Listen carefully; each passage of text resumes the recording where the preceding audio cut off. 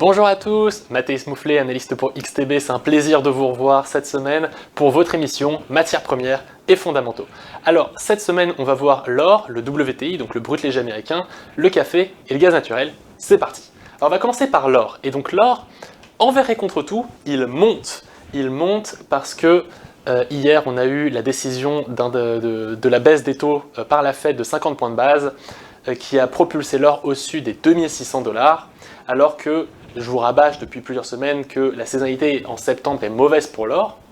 Cela dit, il ne faut pas abandonner cette saisonnalité, c'est toujours important, mais il faut commencer à réfléchir à de quelle saisonnalité on parle. Alors effectivement, on devrait avoir une baisse de l'or, si on s'en réfère à la saisonnalité maximum à 5 ans qu'on voit ici en vert pour l'or, qui est censé baisser en septembre, alors que pour l'or, on ne le voit pas trop. Mais en fait, on se rend compte que la saisonnalité à laquelle il faut s'intéresser, c'est plutôt une saisonnalité long terme. Ce que fait le comportement de l'or actuellement correspond plutôt à une saisonnalité à 10 ans, voire même encore plus long terme, de ce qu'a fait l'or auparavant. Alors je vais vous expliquer un peu ce graphique. Ici en gris, on voit la saisonnalité à 5 ans de l'or. Ici, au-dessus, un peu plus foncé, en pointillé, c'est la saisonnalité à 10 ans de l'or. Et ici, en pointillé très resserré, on voit la saisonnalité à très long terme de l'or. C'est la saisonnalité de l'or depuis qu'il a débuté à côté sur les marchés. Et donc on voit, quand on regarde plutôt la saisonnalité à 10 ans, qui est beaucoup plus proche de ce que fait l'or actuellement, on aurait plutôt une baisse qui interviendrait ici, et pareil pour la saisonnalité à très long terme, la baisse intervient ici, et donc on aurait plutôt, ça correspondrait plutôt à une baisse qui interviendrait d'ici 4 à 6 semaines, et en fait, 4 à 6 semaines, ça coïncide aujourd'hui avec l'élection présidentielle américaine. Donc on pourrait peut-être avoir des mouvements sur l'or au moment de l'élection américaine qui pourraient correspondre à ce qu'on voit ici en saisonnalité, donc plutôt une baisse. Cela dit, évidemment, les performances passées ne présagent pas des performances futures, donc on utilise la saisonnalité parce que c'est intéressant comme indicateur, mais ça ne veut pas tout dire et il faut prendre en compte d'autres indicateurs. Techniquement, l'or est en haut de son canal haussier. Alors, c'est un graphique qui date d'avant le passage de 2600. Donc, on est monté un peu au-dessus des 2600 et on est repassé sous la résistance de ce canal haussier. Donc, pour l'instant, l'or évolue toujours dans ce canal haussier. Si on venait à vraiment casser ce canal par le haut, on pourrait aller chercher des montants qui sont bien plus élevés parce que ce serait une belle pression haussière. Si on est repoussé par la résistance du haut du canal, on pourrait aller chercher plutôt les 2535 $. Maintenant, on va parler du WTI. Donc le WTI, c'est le brut léger américain, l'équivalent du Brent pour les États-Unis. Et ce WTI, il était très mis sous pression ces dernières séances et il commence à rebondir. On a un WTI qui repasse au-dessus des 70 $. Donc on pourrait se demander est-ce qu'on est enfin à la fin de la baisse, et c'est ce qu'on va voir. Donc je vais commencer par vous parler d'un indicateur qui est assez surveillé pour le WTI et c'est historique. Pour la première fois, donc cet indicateur, c'est les positions nettes spéculatives. Donc les positions nettes, c'est quoi? C'est la différence entre le nombre de positions acheteuses sur le Brent, ou le WTI, et le nombre de positions vendeuses. Donc c'est ce qu'on voit ici, par exemple, ici en vert, on a les positions acheteuses, et en rouge, on a les positions vendeuses. Et donc on voit que pour la première fois depuis le début de l'indicateur, donc depuis 2011, on a donc en vert, la courbe verte, donc les positions acheteuses qui sont passées sous les positions vendeuses.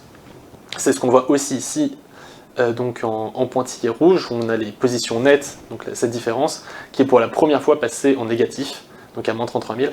Donc, et on voit la même chose ici, donc on est sous la moyenne long terme qui est en pointillé ici. Donc évidemment, vu que pour la première fois, on est en négatif. Donc qu'est-ce que ça veut dire? Ça veut dire que pour la première fois, les investisseurs pensent majoritairement, ils parient majoritairement à la baisse sur le Brent ou le WTI. Et en fait, le marché a tendance à avoir un peu d'humour et à aller contre ce que pensent les investisseurs. C'est un signal qui est plutôt contrariant. Donc on pourrait avoir en fait un marché qui va contre cette vente de l'instrument, donc du WTI, et en fait qui monte. Et c'est un peu ce qu'on observe actuellement avec tous les investisseurs qui commençaient à parier à la baisse sur le WTI, et un WTI qui en fait s'est mis à monter, on est monté au-dessus des 70 $, voire même 72 si je ne me trompe pas. Fondamentalement, qu'est-ce qu'on a? On a des stocks qui sont chute libre, donc ici c'est un graphe qui montre la saisonnalité des stocks, avec ici en vert les stocks actuels. En pointillé gris ici c'est le plus bas de 5 ans, en noir ici c'est la moyenne sur 5 ans, et en gris ici c'est le maximum des 5 dernières années. Et en pointillé resserré ici c'est l'année 2023. Et donc ici en vert on voit que on a eu des stocks qui sont en chute libre et qui sont allés chercher les plus bas de 5 ans sur les stocks. Alors on a un peu plus d'informations de la part de l'Agence américaine de l'information de l'énergie, qui indique que les stocks devraient diminuer de 0,9 million de barils cette année, et de 1 million de barils par jour au quatrième trimestre. D'après la même agence, la production libyenne est de 0,4 million de barils par jour en ce moment, contre 1,1 million de barils au premier semestre. On rappelle que la Libye est en train de produire seulement pour sa propre consommation et n'exporte plus. Et la même agence a en plus relevé ses prévisions de demande. Donc on résume, hein, ça fait moins d'offres et plus de demandes. Donc c'est normalement plutôt haussier pour le prix du Brent ou du WTI.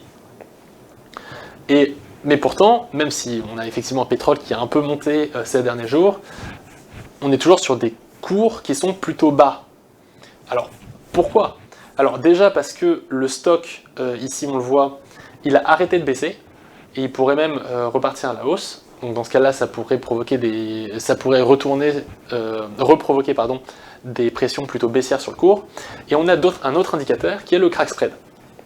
Et donc le crack spread, c'est la différence entre le prix du produit fini par rapport à celui du pétrole brut. Et donc ici le crack spread, on le voit en pointillé ici, et surtout là, et en rouge ici, c'est le cours du WTI. Et donc on voit hein, que le crack spread a complètement chuté au niveau de 14,5, je crois qu'il était à 16,5 la semaine dernière. Et donc ce crack spread, quand il est très faible, il laisse présager une demande qui est plutôt limitée pour les carburants raffinés américains. Donc ça pourrait être en fait parce que le marché pense que la demande est plutôt faible, et c'est ce qu'on voit par rapport au crack spread ici. Cela dit, le crack spread pourrait repartir à la hausse parce que les stocks sont quand même vraiment faibles, et donc ça pourrait se répercuter à la hausse sur le crack spread, qui pourrait se répercuter ensuite sur le prix du WTI. Maintenant, on va parler du café. Alors le café, je vais vous le montrer juste après, il est au plus haut, il est vraiment très haut, voire même il bat des records, et c'est à cause du climat, de la météo, donc on va voir ça tout de suite. Maintenant, on va voir, donc ici, vous voyez hein, le cours du café qui a dépassé sa résistance, qui a essayé de dépasser sa résistance, qui a été repoussé, mais qui l'atteste. Ce qu'on voit, c'est que le Robusta est à l'ATH, donc assez plus haut de tous les temps. L'Arabica est au plus haut depuis 2011, donc on est vraiment sur des cours qui sont très élevés. Alors pourquoi? Parce que jusqu'à récemment, alors déjà, parce qu'aujourd'hui, le café est en pénurie, ça c'est quelque chose que le marché sait, mais jusqu'à récemment, le marché pensait que les stocks allaient augmenter. Donc hein, c'est ce qu'on voit sur ce graphique ici. En rouge, on voit qu'il y a eu un déficit de café, de stock de café, de production par rapport à la consommation. Donc il y a eu plus de consommation que de production en 2024, et le marché pensait que ça allait s'inverser en 2025 et 2026. Et en fait, les investisseurs sont en train de revoir leur copie récemment, parce qu'on a une sécheresse très importante au Brésil, et donc le Brésil, hein, c'est le premier producteur d'Arabica, si je ne me trompe pas, et cette sécheresse est en train de mettre à mal complètement la production d'Arabica dans le pays. Et en plus de ça, on a un typhon qui est le typhon Yagi au Vietnam, et le Vietnam c'est le premier producteur de Robusta, qui a complètement détruit les caféiers au Vietnam, juste avant la récolte. Donc ça a vraiment mis à mal complètement la production mondiale, et en plus de ça, on a un phénomène qui s'appelle la Niña, qui aggrave les phénomènes météorologiques qu'on observe au Brésil et au Vietnam. Et pour ne rien arranger, au Brésil on s'attendait à avoir des pluies qui allait arriver dans les prochaines semaines ou les prochains mois, et les investisseurs commencent à penser que ces pluies n'arriveront pas, ou en tout cas seront complètement suffisantes pour relancer la production. Donc ça pourrait mettre en danger la production à plus long terme que juste la prochaine saison, donc on pourrait aussi avoir une production plus faible en 2026. Maintenant on va voir le gaz naturel, et donc pour le gaz naturel, ce qui intéresse les investisseurs, c'est plutôt la saison de chauffage qui arrive là dans les prochaines semaines. Et donc ce qu'on voit, hein, c'est que ce qu'on voit, c'est que la consommation pour le gaz naturel, elle est déjà très élevée.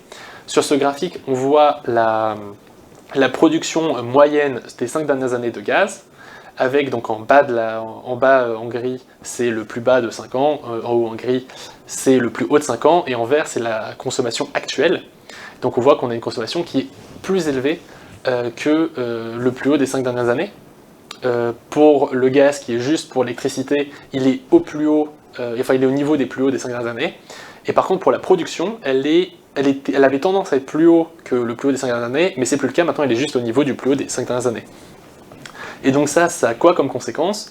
Ça a comme conséquence le fait que auparavant le stock augmentait plus vite que le maximum des 5 dernières années, mais c'est plus le cas maintenant. Donc le stock augmente toujours, c'est ce qu'on voit ici, hein.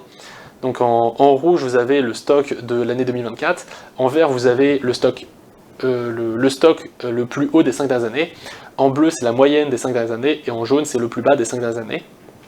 Et donc on avait un stock 2024 qui était plus haut que le plus haut des 5 dernières années, et qui est repassé sous ce niveau-là. Donc on a un stock qui pourrait même aller chercher plutôt la moyenne des 5 dernières années, ce qui montre une croissance plus faible des stocks. Et c'est quelque chose que les investisseurs ont en tête parce qu'eux ils se souviennent bien des prix du gaz qu'on a eu en Europe notamment l'année dernière ou il y a 2 ans, qui était absolument hallucinant et qui avait augmenté le prix de l'électricité dans son ensemble. Donc il faut regarder ça, on pourrait avoir une croissance du gaz qui n'est pas aussi élevée que prévu, voire même qui pourrait baisser pour le stock, ce qui pourrait être une pression plutôt haussière pour le gaz. Cela dit, il ne faut pas oublier que le taux de remplissage en Europe il est de 93%, ce qui est très élevé, ça montre une sécurité qui est plutôt élevée, et ça pourrait limiter la hausse potentielle des prix du gaz. C'est tout pour moi, j'espère que vous avez appris des choses. On se retrouve dans 2 semaines pour une nouvelle émission Matières premières et fondamentaux. Si vous avez appris des choses, n'hésitez pas à aimer la vidéo, à laisser un commentaire et à vous abonner. Si vous laissez un commentaire, j'y répondrai évidemment. C'était Mathis Mouflet pour XTB.